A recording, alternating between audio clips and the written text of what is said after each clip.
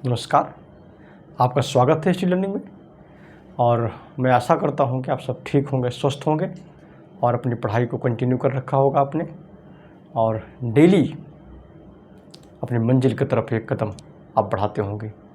और ये डेली इसी ईमानदारी, इसी जोश, इसी जज्बे के साथ बढ़ाया का एक एक कदम आपको अपनी मंजिल तक कब पहुंचा देगा आप अभी समझ भी नहीं पाएंगे।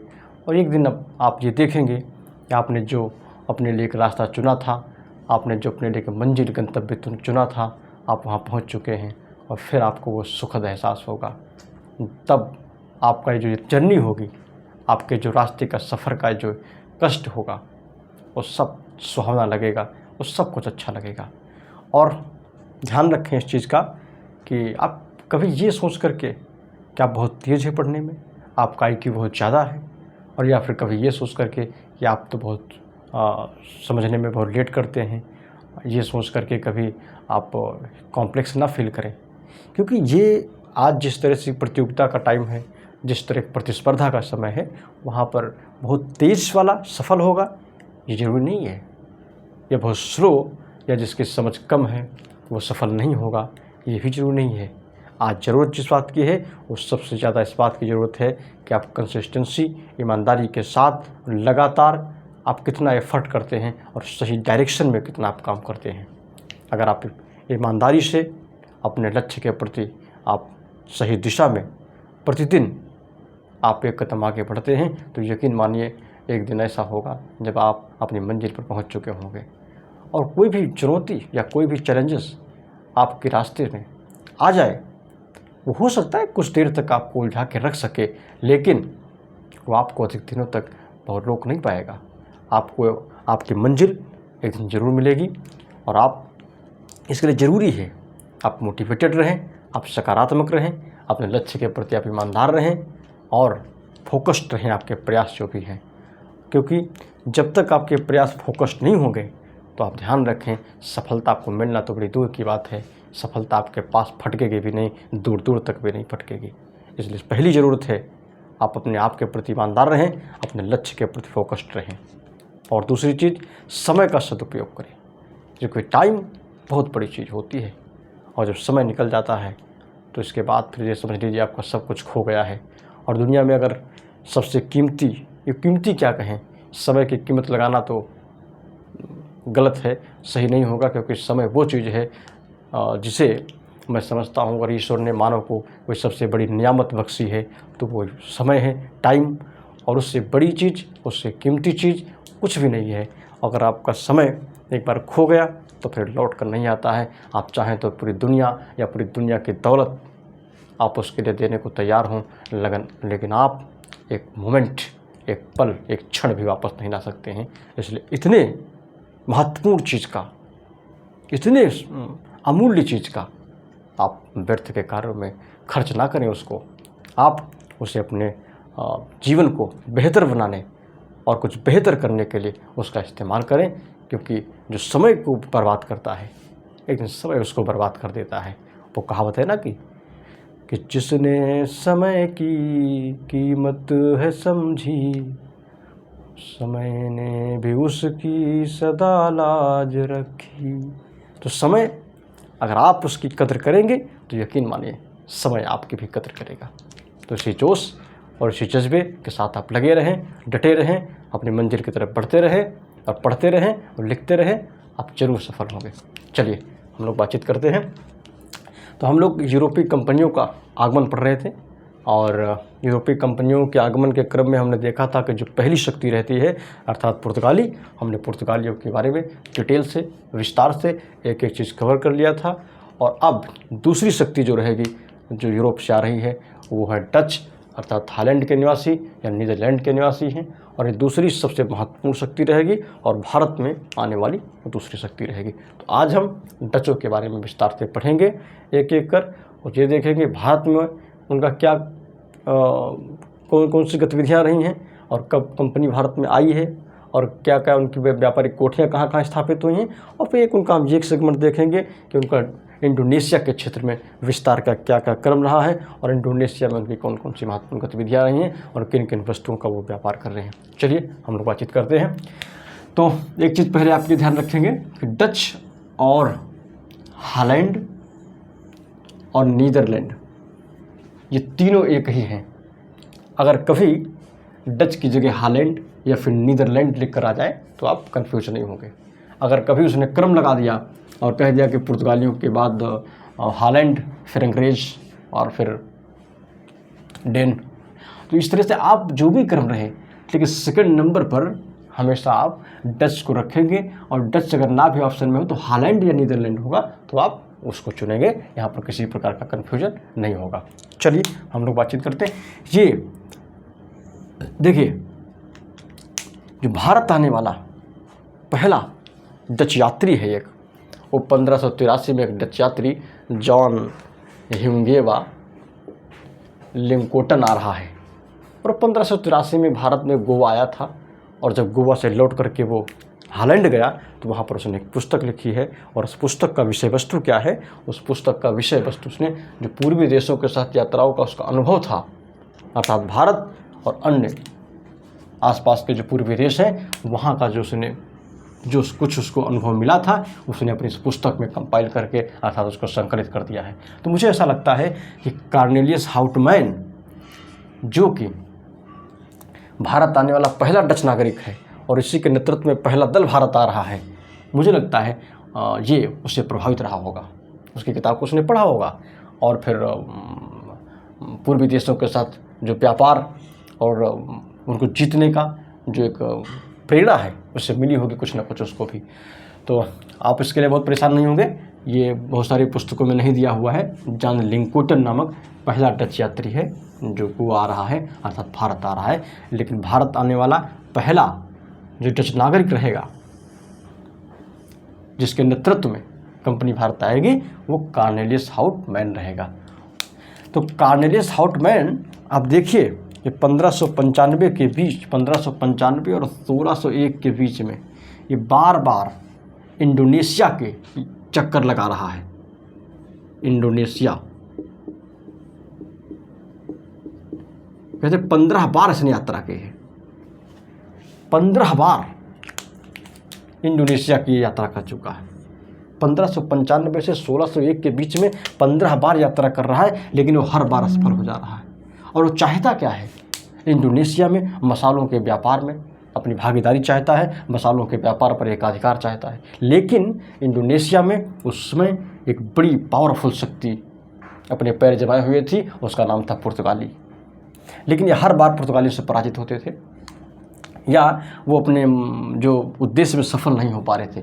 लेकिन कहते हैं जब आप लगातार प्रयास करते हैं ना तो फिर सफलता आपको मिल ही जाती है। और ऐसा ही हुआ 1602 में डच ने कॉर्नेलियस हाउटमैन के नेतृत्व में जो दल पूर्वी देशों का चक्कर लगा रहा था उसने पुर्तगालियों को पराजित किया। 1602 में बॉन्टम के युद्ध में पराजित किया उसको। बॉन्टम के युद्ध में 1602 में पुर्तगालियों को पराजित किया।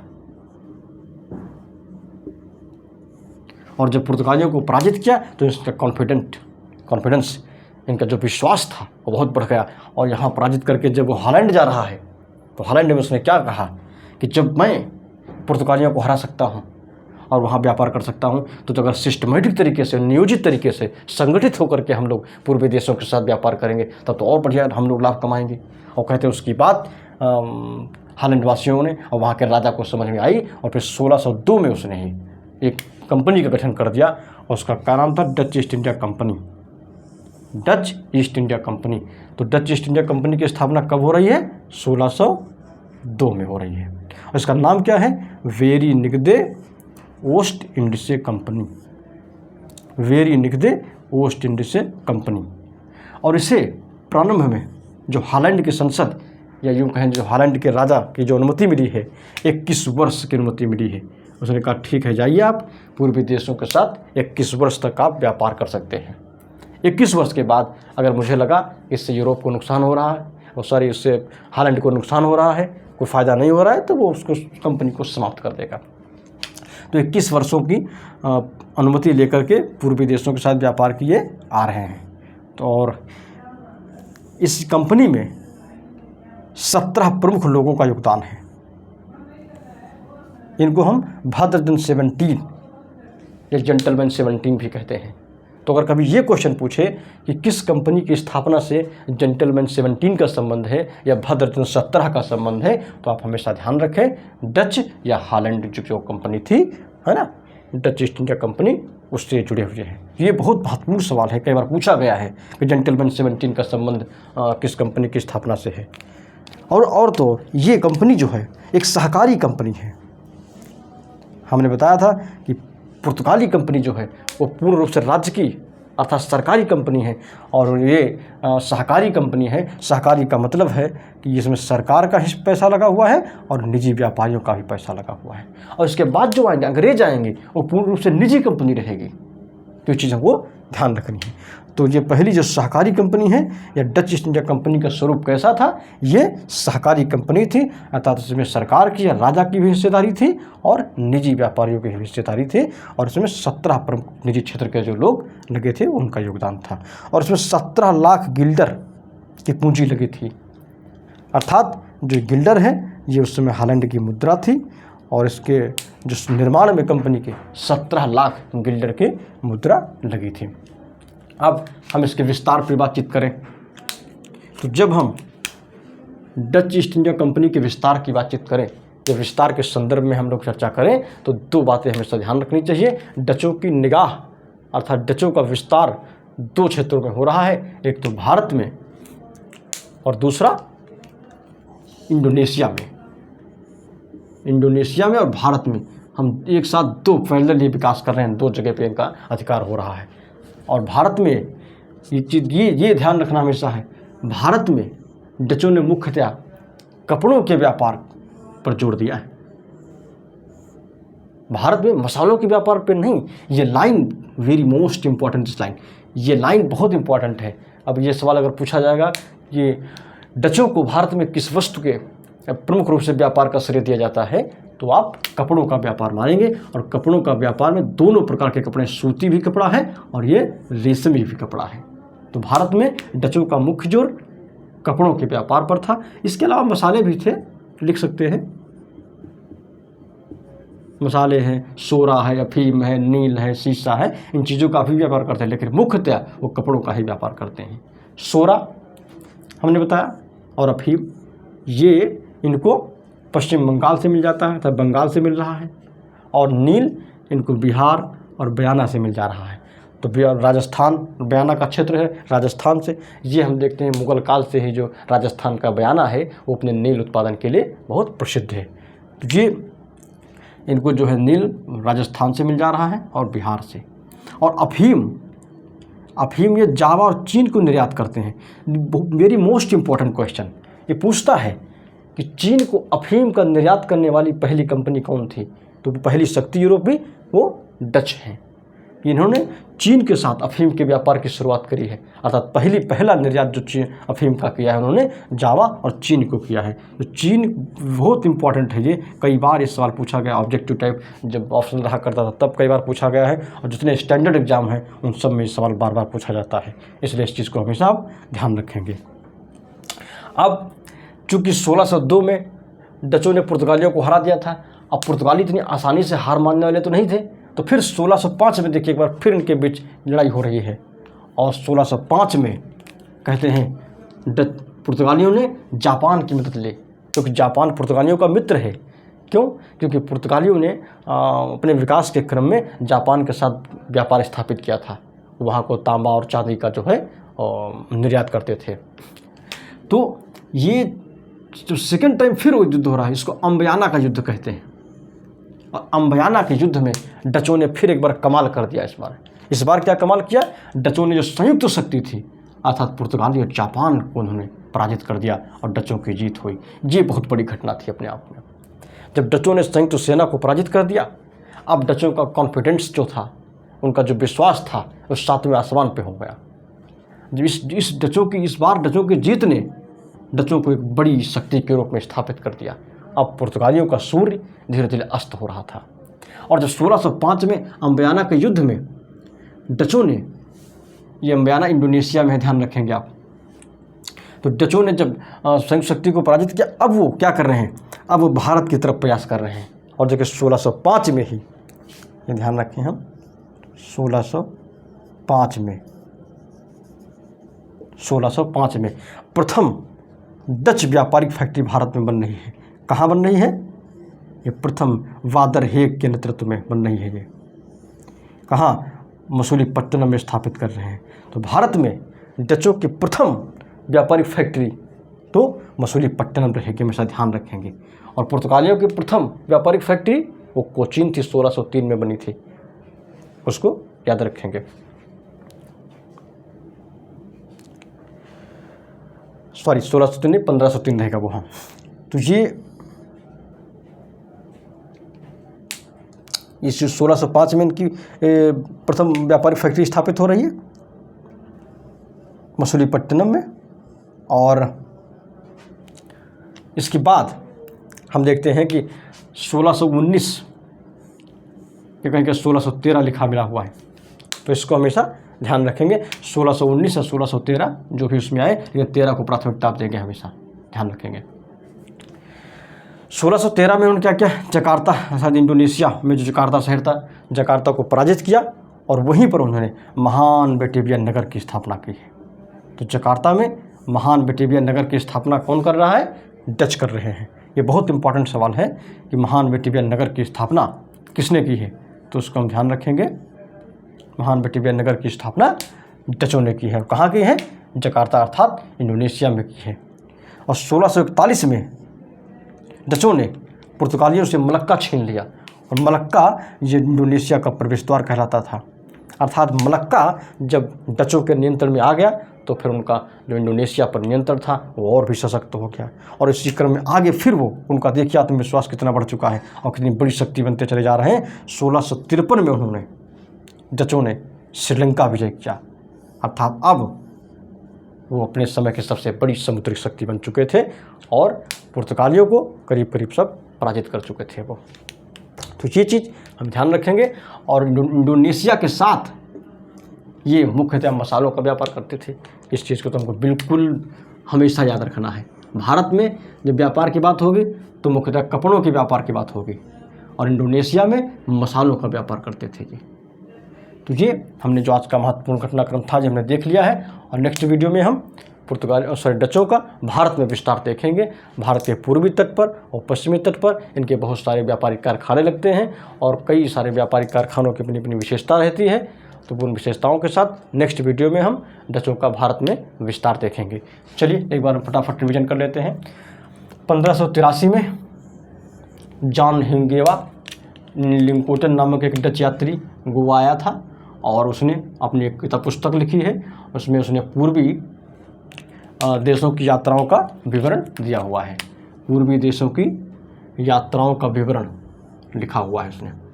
और फिर कार्नेलियस हाउटमैन के नेतृत्व में भारत में पहला डच जो है दल आता है।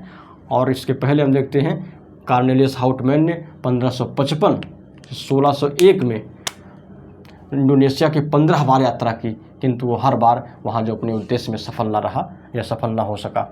इसके बाद 1602 में डचों ने पुर्तगालियों को बांटम के युद्ध में पराजित किया।